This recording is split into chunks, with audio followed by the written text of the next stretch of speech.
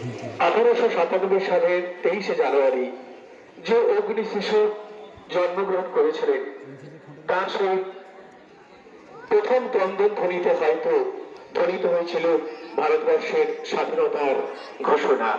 তার মুষ্টিবদ্ধ হাতেই হয়তো ধরা পড়েছিল ভারতবর্ষের স্বাধীনতার স্বপ্ন।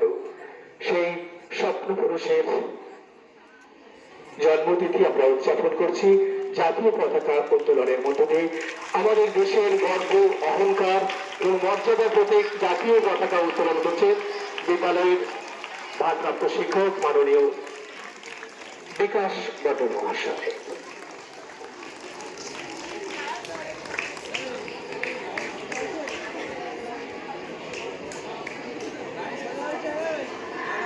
এরপরে নেতাজি সুভাষচন্দ্র বসুর প্রতিকৃতিতে মাল্যদান করছেন বিকাশ বাবু।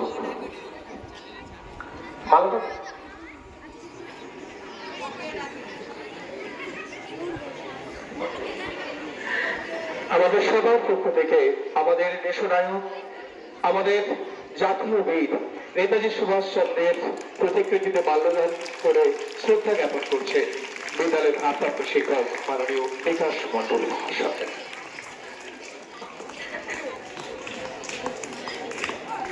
এখন সমবেত জাতীয় সঙ্গীত। প্রথমে এরা মাইকে গায়ে শিক্ষিকা সবাইকে আমরা অনুরোধ করব আমাদের এই গর্বের জাতীয় সঙ্গীত সমবেত ভাবে নিবেদন করার জন্য। জাতীয় সঙ্গীত।